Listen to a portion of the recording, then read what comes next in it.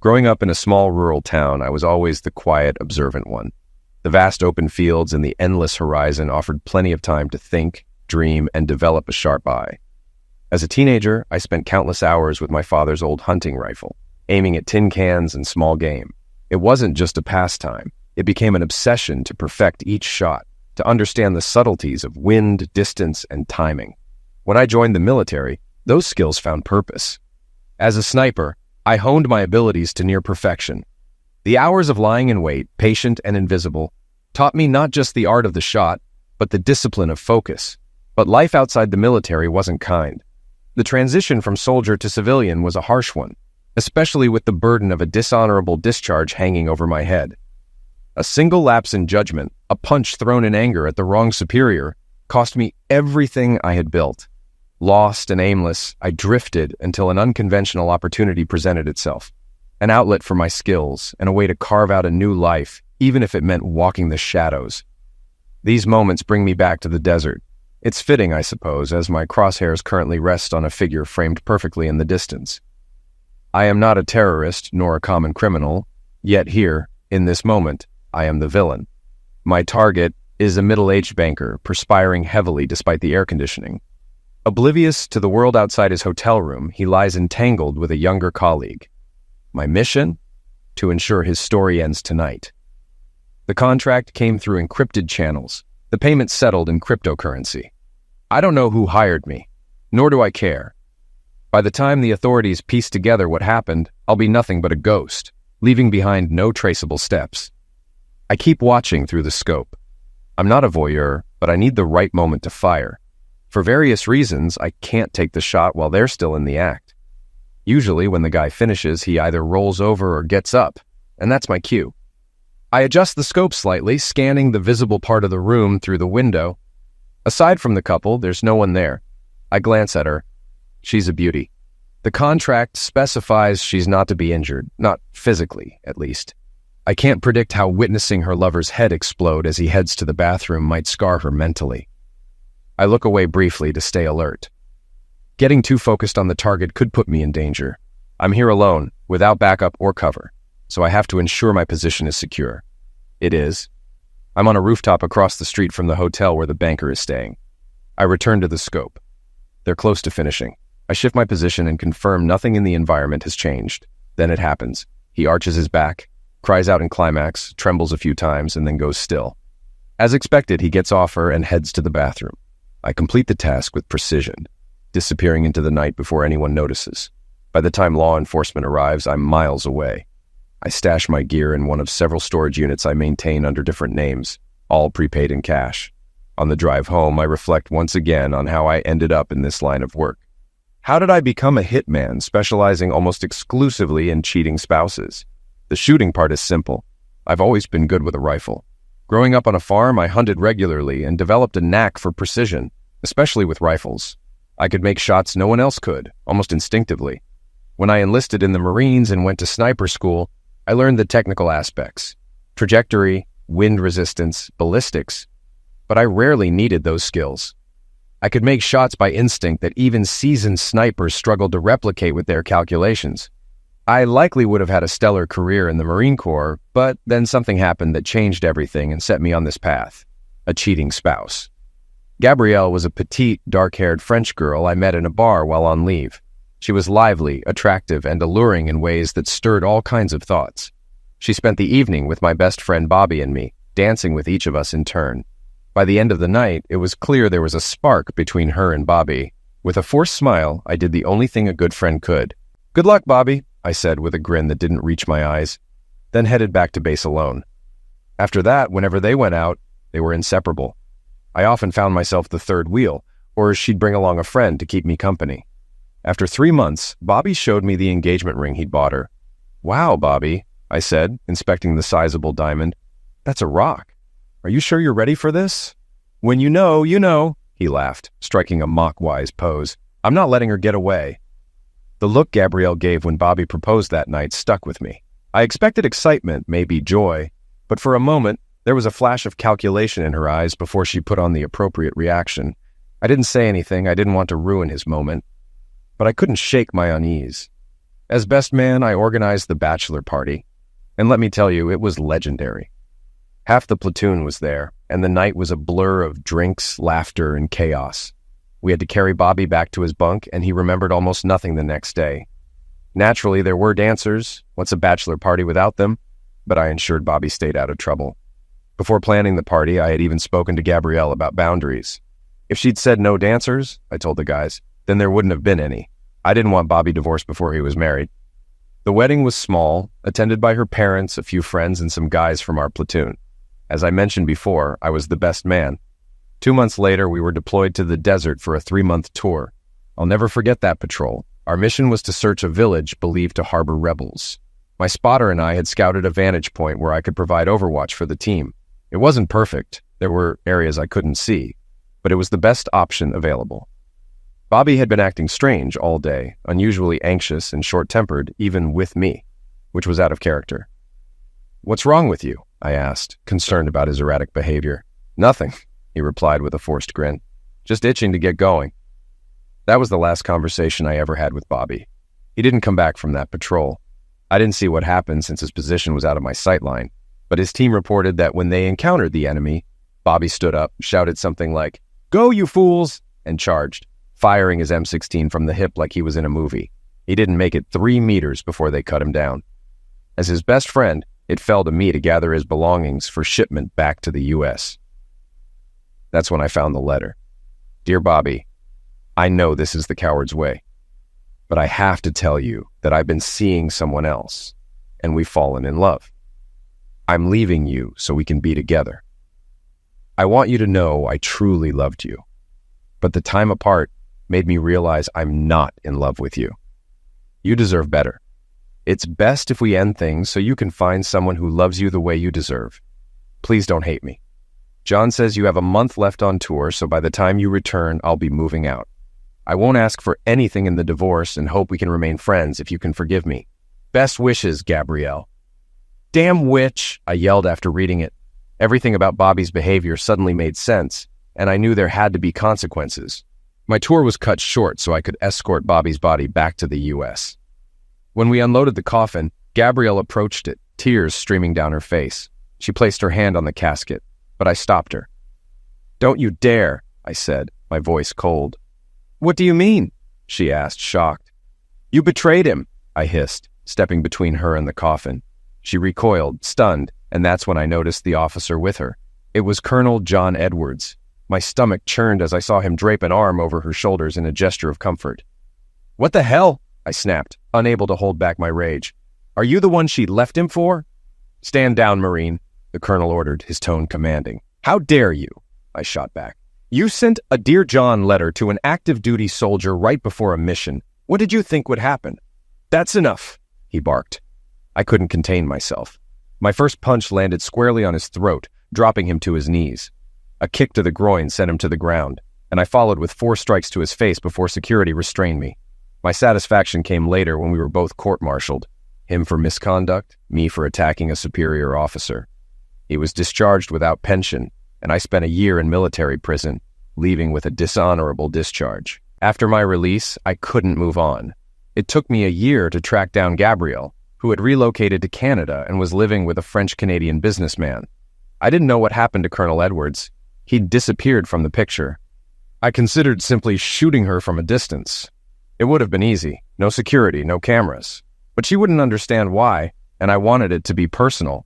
I wanted her to know who and why. She made it easy. One night she was at a dance with friends. True to form, she was cheating. The guy kissing her wasn't her businessman. I watched from the bar as he whispered in her ear, and they moved toward the exit. I followed, circling the building, and saw them heading to an SUV in the parking lot. I waited by my car to see if they'd drive off, but when he opened the back door, I knew it was happening right there. Quietly, I approached. As I got closer, I saw Gabrielle bent over the back seat with the guy behind her. I didn't want to eliminate him. I had no issue with him. I quickly strangled him until he collapsed unconscious on the ground. It took her a few seconds to realize the movement had stopped. When she turned, she saw me standing there, pointing my Glock 9 at her. Her eyes widened in recognition, and she opened her mouth to speak. I cut her off. "Bobby says hi, witch." I acted swiftly. ensuring the mission's completion before stepping away unnoticed. Before the sound of shot fire reached the bar, I was already gone, crossing back into the United States in under 4 hours. Avenging Bobby gave me an idea. Surely, many people were dealing with infidelity at this very moment. Some might seek reconciliation, others would opt for divorce. But there would always be those seeking a more permanent solution, and I had the skills to provide it.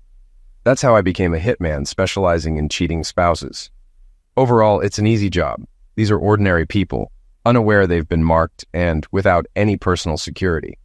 After about 4 years in the business, earning significant money, I met Juliana. She was the finance manager at a car dealership where I went to buy a new car. Bright, sharp, and a captivating conversationalist, she was stunning. Just under 5 feet tall in heels, with legs that seemed endless, jet black hair, and a figure that could stop traffic.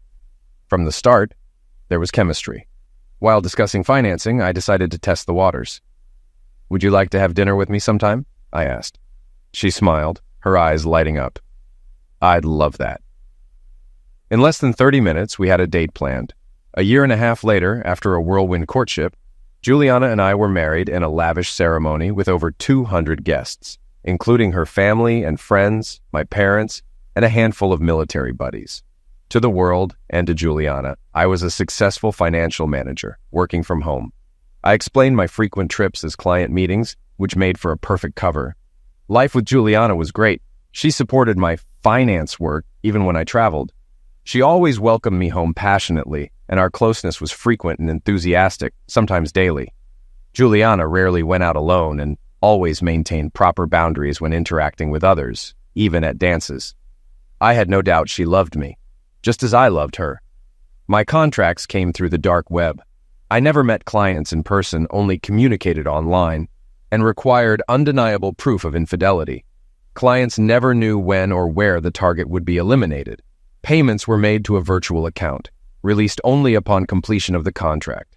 If I couldn't fulfill a job, I refunded the money, though that hadn't happened yet. With no personal connections to the sufferers and payment in untraceable cryptocurrency, law enforcement never came close to me. Most of my targets were men, about 10 to 1. When men cheated, women often wanted them dead. When women cheated, their partners usually wanted the other man eliminated. Of course, there were exceptions, but I had no moral qualms about the work. Clients paid well, and I believed cheaters got what they deserved. Life continued smoothly. After 3 years of marriage, Juliana and I had our first child, followed by another just 18 months later. We provided a stable home, and our kids grew up well, eventually attending college fully paid for. As the kids left home, Juliana, feeling the emptiness, returned to work at the dealership. Meanwhile, I worked mostly from home with occasional business trips. I decided it was time to retire. 1 or 2 more contracts would fully fund my pension. I was tired of the life. Scanning the job board I used for contracts, I saw 2 available jobs, one nearby and another across the country. I chose the local contract, thinking it would be my penultimate job. The target was a man named Peter Miller. The attached dossier was detailed. Peter was a group insurance salesman covering 3 states, including mine, and traveled frequently. He was married to Janine, with 3 young children, Paul, Mary, and Siobhan. Reports from private investigators included evidence of him having affairs with 4 different women. He was currently staying at a hotel less than 50 miles away for a week. The dossier listed the hotel and even his room number. It noted he often traveled with a woman who wasn't his wife, though it was unclear if he had company this time. The photos in the dossier were typical. Pictures of Peter, his wife, and his kids. I always found it odd that photos of the children were included, but they always were. The research was thorough. I Googled the hotel, confirming Peter's room was on the 5th floor east side. A quick check of Google Earth showed an unfinished building down the block. From its upper floors, I'd have a clear line of sight into Peter's room, as the surrounding buildings were only 3 stories high. That evening, I informed Juliana of my upcoming business trip. "I have to leave for a trip next week," I said. "I'll head out Monday morning and be back by Thursday, maybe Friday." Juliana glanced up from her book. "I thought you were done with those trips," she remarked, her tone curious rather than accusatory. "This might be the last one," I replied. "But if this doesn't pan out, there could be one more." She nodded, then smiled. "That means we'll have the whole weekend together." We didn't spend the entire weekend in bed, but it was a close call. after a fantastic Friday night. We spent Saturday running errands before enjoying dinner at our favorite restaurant. The rest of Saturday night and most of Sunday were dedicated to each other in bed. On Monday morning, I left the house, drove to the airport, and parked my car. From there, I walked about a mile to a nearby warehouse where I kept an inconspicuous car for jobs like this, a gray Toyota sedan that was utterly forgettable. Registered under a fake ID strong enough to pass police scrutiny, it was perfect for my purposes. I positioned myself on the 7th floor of an abandoned construction site, my rifle trained on the target's hotel room window. Just after noon, the man entered the room. He fiddled with his belongings for a while, made a brief phone call, and then left. I didn't follow him. I knew he'd return, so I settled in to wait. With the site abandoned, I wasn't worried about being discovered. He returned after 6 p.m., visibly hurried. He went straight to the bathroom to shower, then walked back to the bedroom. Nothing unusual, but his physique didn't explain his appeal to women. Thin and uninspiring, it was clear his charm must lie in his words rather than his body. After about 30 minutes, he dressed and left again. I ate some food and waited, confident he'd return with a companion. I planned to snap photographic proof of his infidelity before putting a bullet in his skull. The contract was silent on the woman's fate, so I'd spare her. I didn't know if she was a cheater or just a lonely woman drawn to this man. Without that knowledge, I had no reason to liquidate her. It was past midnight when the lights in the room flicked on again. Looking through my scope, I saw the target enter with a tall, dark-haired woman. She pinned him against the door and dropped to her knees almost immediately. From my angle, a couple of floors above, I could only see his torso down as her back was to me. I wasn't concerned. They'd eventually move further into the room. Still entangled, they undressed as they moved toward the bed.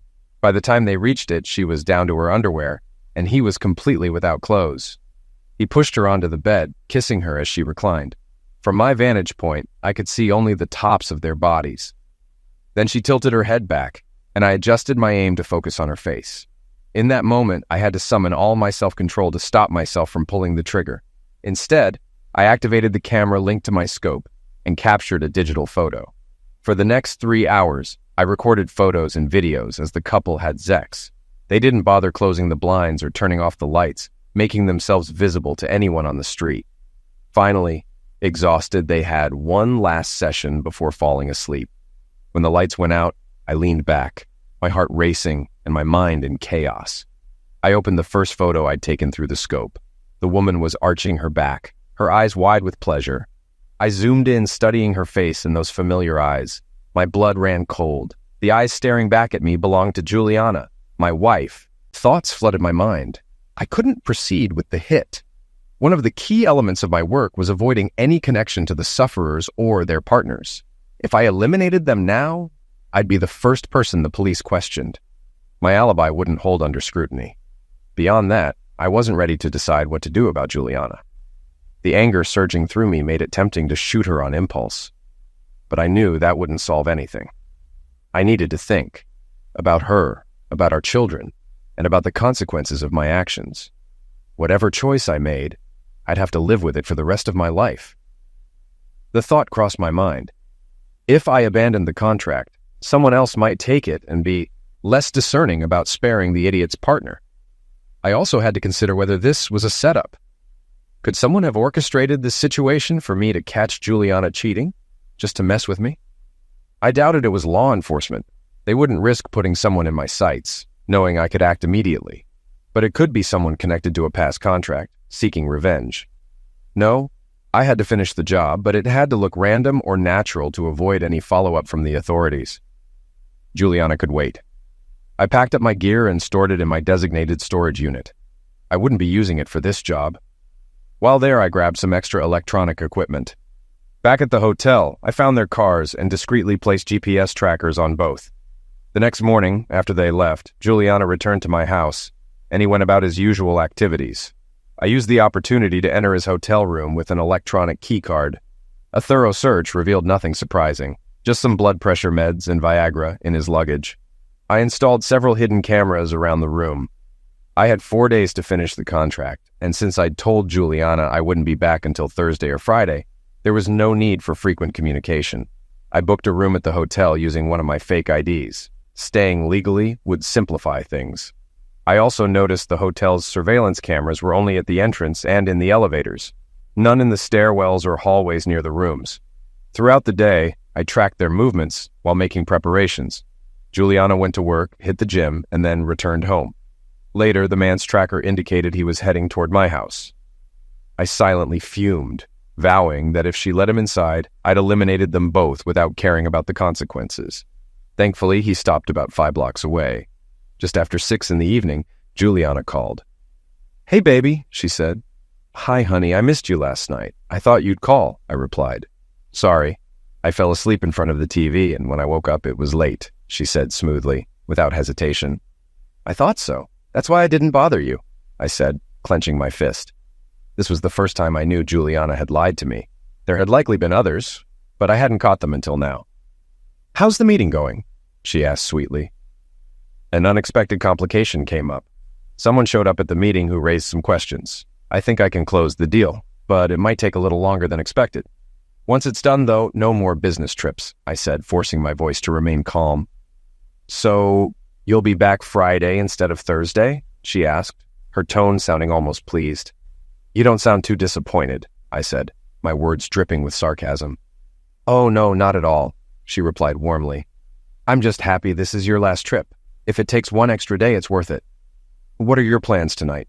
I asked, keeping her talking. "I just got back from the gym, so I'm going to relax in front of the TV," she said casually. "Then I'll go to bed early." "Well, remember what my mom always said? If you're not in bed by 11, you have to go home," I joked. She laughed softly. "I'll call you tomorrow night. I miss you." "Good night." I ended the call without saying more. She didn't seem to notice. My next call was to a chemist friend who sometimes supplied me when I needed unconventional methods. I told him I needed something that would mimic a heart attack. By the time I returned to the hotel after picking it up, the target was back in his room. I accessed the camera feed and saw him on the phone. "Hi, Jules," he said cheerfully, making me wince. Juliana hated when people shortened her name, yet she let this guy call her Jules. It was a small thing, but it stung. "No, I just got back. Give me an hour and I'll meet you downstairs. Say 7:30? I'll make you forget all about that poor a-hole you married," he added with a smug grin. After listening to her response, he softened. No, Juliana, I didn't mean to upset you. Baby, please." He stared at his phone in frustration. "Crap," he muttered. I smiled grimly. It seemed his night of fun had hit a snag. Moments later, my phone rang. It was Juliana. "Hi, baby," she said. "How are you?" "I'm fine. What's up?" I asked, masking my irritation. "Nothing," she replied quickly. "I just realized I didn't say I love you earlier, and I wanted to make sure you knew." Her voice sounded slightly off, almost upset. "Are you okay?" I asked cautiously. "You sound different." "I'm fine," she insisted too quickly. "I just miss you, that's all." Her phone beeped, signaling another call. Glancing at the camera feed, I saw Peter on his phone again. It was clear he was calling her. "Why don't we talk for a bit?" I suggested. "It'll almost feel like I'm there." I waited to see what choice she would make. Keep talking to me, or return to her lover for more sweet talk and another night together. She chose poorly. "No, I'm just being silly," she said quickly. "Listen, my mom's trying to call. I just wanted to tell you I love you. Good night." Before I could stop myself, the words escaped. "Good night, Jules," I said coldly. I hung up, wondering if she had caught the icy tone in my voice. Back in Peter's room, his phone rang again. His grin returned as he answered. "Hi, baby. Yes, I'm so sorry. I know you hate it when I say bad things about him. It's just my insecurity. I just want to be the best lover for you and make you feel as good as you make me feel." He paused, nodding. "Okay. Tomorrow, then. How about dinner at Archie's? Shall I book a table for 7? "Yes. I love you too, Juliana. Good night."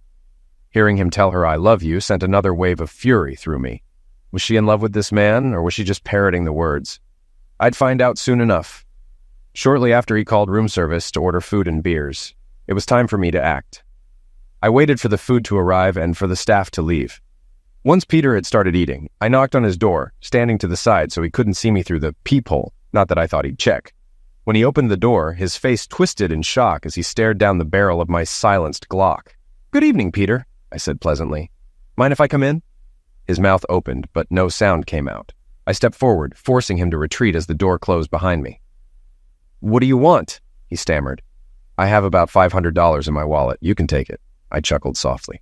So rude, I said, shaking my head. I just want to have a nice chat. What? Chat about what? He asked, his confusion obvious. Well, you see, my employer, someone you're quite familiar with, wants some answers, I said. Your wife Janine has a few questions. I already have plenty of information, but there are gaps to fill. If you lie to me, I'll find out, and I'll shoot you. Peter turned pale. I don't... Relax, I interrupted. I don't want to shoot you. That sounds like too much effort, and your wife would prefer to ruin you financially rather than have you dead. She thinks your kids might miss you if you were gone, but she wants the truth. And make no mistake, she'll find every woman you've been with and let their husbands know. If you tell me everything now, I'll leave this room without turning it into a crime scene. Sound fair? I grabbed one of the beers he'd ordered, opened it, and took a sip. Is this the best they've got here? I said, wrinkling my nose. Peter's eyes darted toward the door, but hopelessness settled on his face. If I tell you everything, you won't shoot me? He asked cautiously. I won't shoot you, I confirmed. I'll leave, and you can move on with your life. But I suggest you call your wife after I'm gone. Maybe if you grovel, she'll forgive you for the kids' sake. Defeated, Peter slumped into a chair. What do you want to know? There are 4 women I already know about, I said, listing their names and where they lived. His stunned expression confirmed my information was accurate. But I need more details about one. Juliana. She works at a car dealership. Tell me everything. How you met, how long it's been, the whole story. Peter hesitated, but the realization that he had no choice set in. He began haltingly. I met Juliana 4 months ago. I went to her dealership to sell insurance, and we hit it off. She's gorgeous, charming, and has an amazing body. I couldn't resist. I asked her to lunch, and she said yes. He swallowed nervously and continued. After lunch, she surprised me by suggesting dinner that same night. She told me her husband was out of town. That evening, we ended up at my hotel. She gave me a night I'll never forget. I grimaced but motioned for him to go on. How often did you see her? I asked.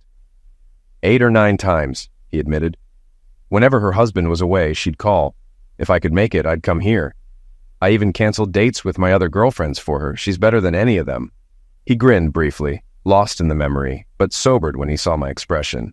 Nervously, he finished his beer and glanced at the minibar. Can I have another? He asked hesitantly. I nodded. Help yourself, I said. But let's keep this civil. It'd be unfortunate if I had to shoot you over a misunderstanding. Peter chuckled nervously, grabbed another beer, and sat back down. I pressed further. So, Juliana was calling the shots? Do you think she's done this before? He shrugged. Probably. She's too skilled to be new at it. But she never let me insult her husband. She wouldn't even tell me his name. Once, I called him an a-hole and she ripped into me. That's why she didn't meet me tonight. She's still mad. I frowned. Interesting that she's so protective of him while doing what she's doing. Peter laughed. She's got this strange split personality. One part is the devoted wife who won't tolerate anyone disrespecting her husband. The other part is the woman who comes to me for fun. It's like she doesn't see any contradiction. I leaned back, processing his words. I'm not sure her husband would share that perspective, I said quietly. Suddenly, Peter winced and clutched his chest. You okay? I asked. Just indigestion, he muttered. Probably the beer. He rubbed his left arm absent-mindedly, then began choking. His face turned purple and sweat poured down his forehead as he clutched his chest with both hands. Help me, he gasped, panic in his eyes. I locked eyes with him. Peter, I said calmly, look at me. He raised his head weakly, barely able to breathe. You should have stayed away from Juliana, I said coldly. She's my wife. His eyes widened in shock just before rolling back into his head. He slumped over, motionless. I knew he was gone, though it would take another 10 to 15 minutes for his body to completely shut down. I used that time to carefully remove any evidence of my presence. I turned on the TV at a low volume and arranged the food in front of it. When his body was found, it would look like he died of a heart attack while eating dinner and watching TV. Given his blood pressure medication and Viagra, I was confident an autopsy would attribute his end of life to natural causes. I checked his body one last time to confirm he was dead, then ensured the hallway was clear. Hanging a "Do Not Disturb" sign on his door, I returned to my room. The next day, Juliana called around 5:30 p.m. Hey baby, how was your day? She asked cheerfully. Great, I replied. I resolved one issue and am confident I can settle the last one soon. I had an idea, since this is my last business trip. How about we fly to Mexico for the weekend? I can pick you up at the airport and we can celebrate, maybe even extend it into a vacation. You probably need a break, and it's not like you really need that job. Juliana laughed. That sounds amazing. I'll talk to Barry tomorrow and see what he says. I'll call you tomorrow night so we can book tickets. Perfect, I said. What's your plan for tonight? Same as always, she replied. I have some work to finish, and then I'll watch a show. I glanced at the clock, knowing she thought she had a dinner reservation at 7, and it would take at least 40 minutes for her to get there. Dinner's ready, she said casually. I'll talk to you tomorrow, okay? Okay. Enjoy your dinner and cheat, I said. Bye, baby. Love you, she said. I hung up without responding. At 8:30, there was a knock on Peter's door. Since I'd placed the Do Not Disturb sign, housekeeping hadn't entered the room. I figured Juliana had gone to the restaurant, waited, and then come to find out why Peter was late. After 20 minutes, the knock came again. The door squeaked as a hotel employee entered, followed by Juliana. They found Peter slumped over his dinner, unmoving. The employee rushed to him while Juliana stood in the doorway watching. Is he dead? She asked flatly. The employee checked his pulse but didn't need to. Peter was clearly gone. Yes, he's dead. Without a word, Juliana turned and left. By the time the hotel worker realized she was gone, she was already in the elevator, leaving the hotel. The police and paramedics arrived shortly after. Upon searching the room, they found his medications and concluded he'd suffered a fatal heart attack. His medical history and the circumstances of his end of life supported the conclusion. When questioned, the hotel worker explained that a woman had asked him to check on the man. He admitted seeing her visit earlier in the week, though he didn't know her identity. The worker mentioned that Peter often entertained female guests, who he suspected were escorts, but never reported because Peter tipped generously.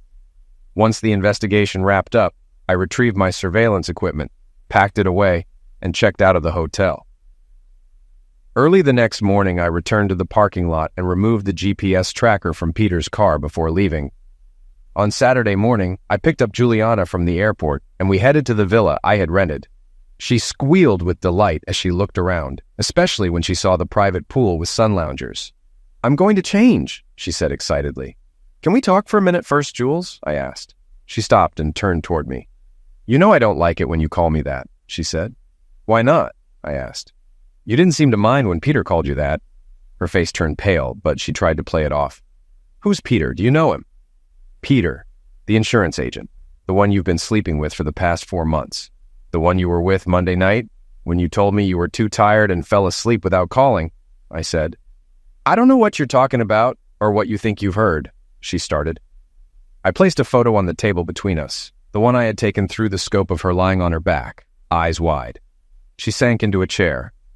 Oh, she said softly. Oh, is that all you have to say? I asked, incredulous. She shrugged. What do you want me to say? How long? I asked. She looked me in the eye.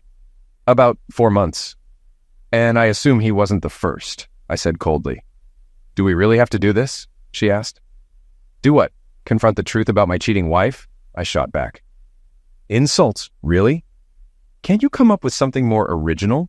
Before you start, though, there's something you need to understand, she said. Like what? Why you did this? I asked. I was about to suggest she couldn't control herself, but I stopped and let her speak. She began hesitantly. We've been married a long time, haven't we? I nodded silently, waiting for her to continue. How many times a week do you think we have sex on average? She asked, her voice measured but pointed. I paused to consider her question. Well, it's slowed down a bit with age, I admitted, but before I could elaborate, she interrupted. Exactly, she said firmly. At first, we were like teenagers, every day, sometimes multiple times. When that phase passed, we still had sex at least every other day, sometimes more. And the sex was incredible. You are the best lover I've ever had. But then you started going on business trips, sometimes for weeks at a time. I was used to having sex almost daily, and suddenly, you expected me to go without it for long stretches. She exhaled deeply, steadying herself. One night, when you were away, I decided to relieve some tension by going to the gym. But instead, I ended up going home with someone. It wasn't planned, but it satisfied the need you had awakened in me. The next day, I felt awful, terrified you'd find out, that you'd be hurt, that you might leave me. When you came back, I practically attacked you in bed every day for a week, trying to erase my guilt and make it up to you for something you didn't even know had happened. But deep down, I knew it would happen again the next time you left. And it did. She looked down briefly before meeting my eyes again. Over time, I had to accept it as the new normal, but I created some rules for myself. Her voice softened as she explained. First, I never did it when you were home. Not because I thought you'd catch me, but because I didn't need anyone else when you were here. You've always been my first and best lover. Second, I never brought anyone into our house. I wouldn't disrespect you like that. And I never allowed anyone to speak badly about you. If a man even hinted at disrespecting you, I ended things immediately.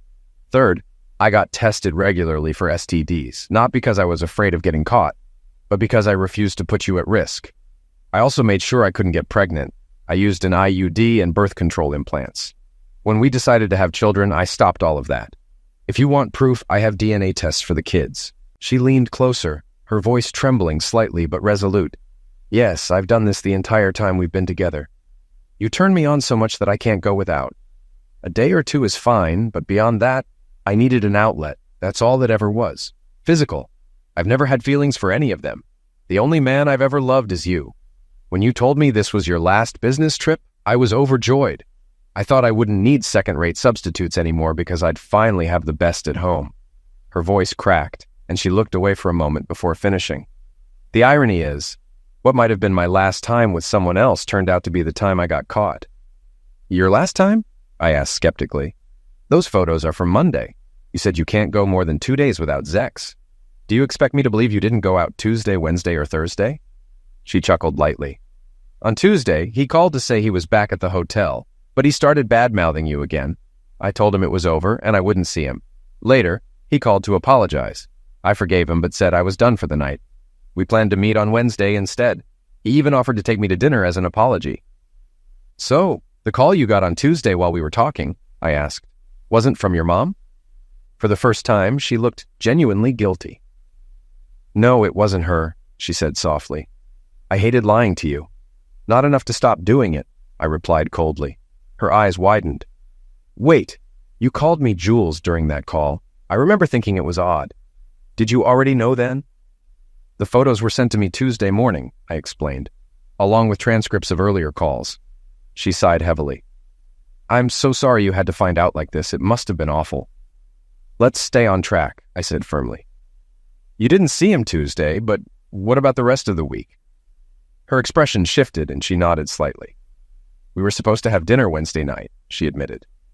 You mean when you were supposedly watching your show? I asked with thinly veiled sarcasm. I really did watch it. It's a good series. But I wasn't fully focused, she confessed. That evening, meeting him was just fulfilling a physical need. For me, it was like going out for lunch with a friend. I need to eat, and if you're not there, I'll go with someone else. I know it's hard for you to understand, but that's how I viewed it. And I never called it making love. That's something I've only done with you. You're stalling, I said bluntly. Stop dancing around what actually happened Wednesday. I'm not stalling, she said, her tone defensive. As I said, we were supposed to meet for dinner, but he never showed. I waited at the restaurant for 45 minutes. I was furious. I've never been stood up before. So I went to his hotel. His car was in the parking lot, so I knew he was there, but he didn't answer the door. I asked the manager to open it, and we found him face down in his steak, dead as a worm. The doctors said he'd been taking blood pressure meds and mixed them with Viagra, which you should never do. It probably caused a massive heart attack. Well, I said dryly, at least he didn't die while he was entertaining you. That would have been inconvenient. Her eyes widened slightly, then she chuckled bitterly. I never thought of that. It would have caused such a mess. His poor wife would have found out everything. I think she already knew, I said. In fact, I suspect she's the one who sent me the photos. Juliana nodded slowly. At least I don't have to wonder if you'll be seeing him again, I remarked, and she gave a faint, wry smile. I won't apologize for what I did, she said. It was something I needed to do, but I am deeply sorry for hurting you and for the way you found out.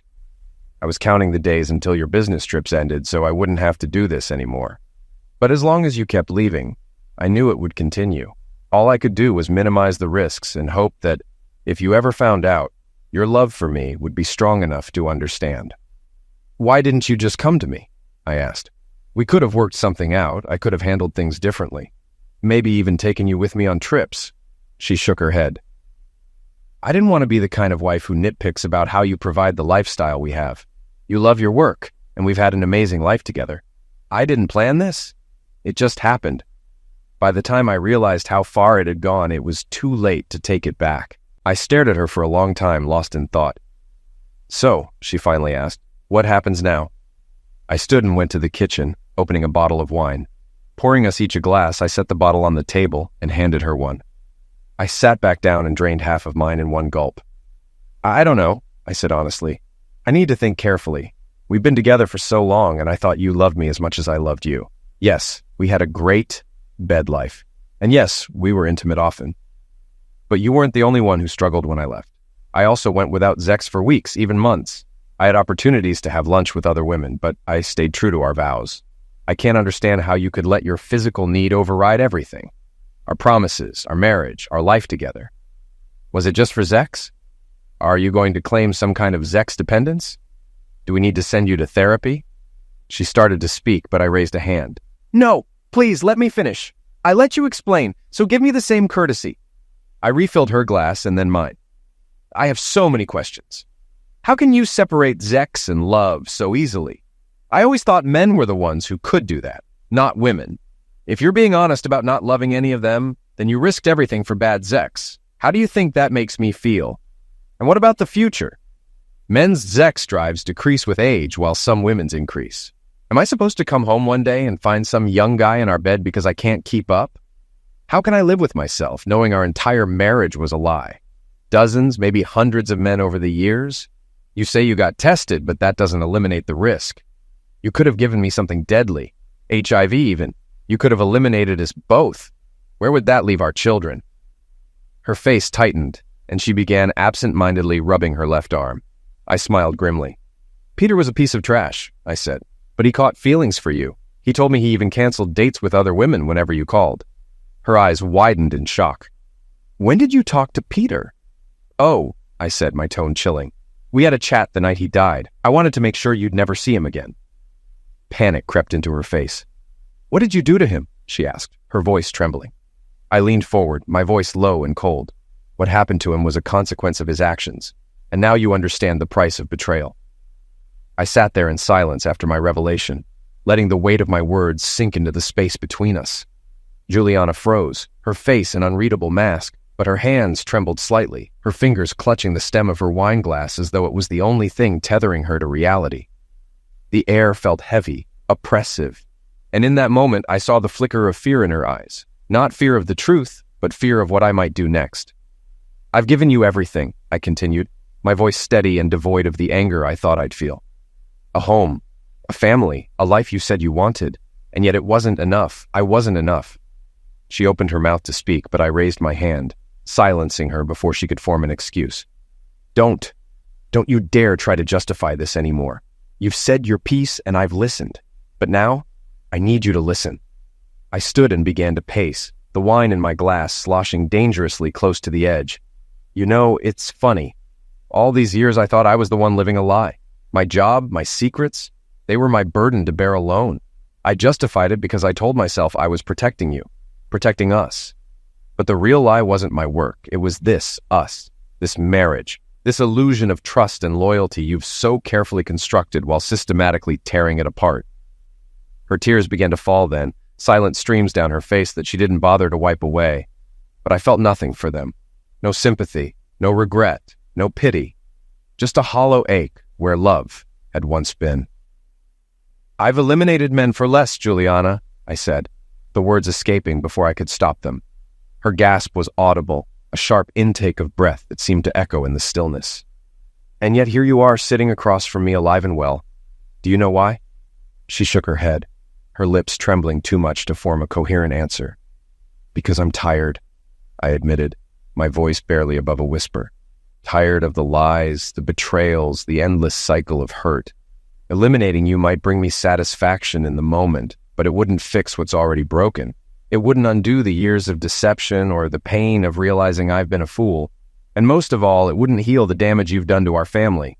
At this, She broke down completely, her sobs racking her body as she buried her face in her hands. I watched her crumble, unmoved by her display of guilt or sorrow. In the past, I might have rushed to comfort her, to reassure her that everything would be okay, but not this time. "I'm leaving," I said simply, the finality of the words hanging in the air. She looked up, her tear-streaked face a portrait of desperation and disbelief. "You can't," she whispered, her voice hoarse. "What about the kids? What about us?" "There is no us," I replied coldly. "Not anymore. As for the kids, they're adults now.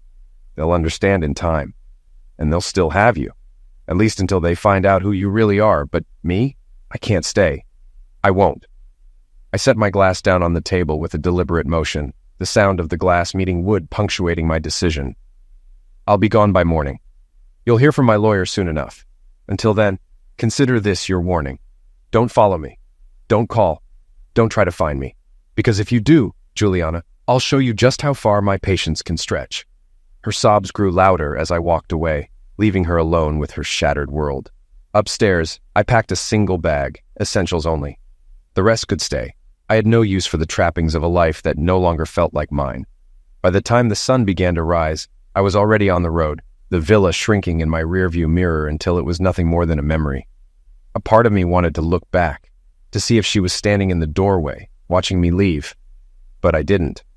I couldn't, because the man I'd been, the husband, the father, the fool, was gone. And in his place was someone new, someone free. The road stretched out before me, endless and full of possibilities. For the first time in years, I felt the faint stirrings of hope.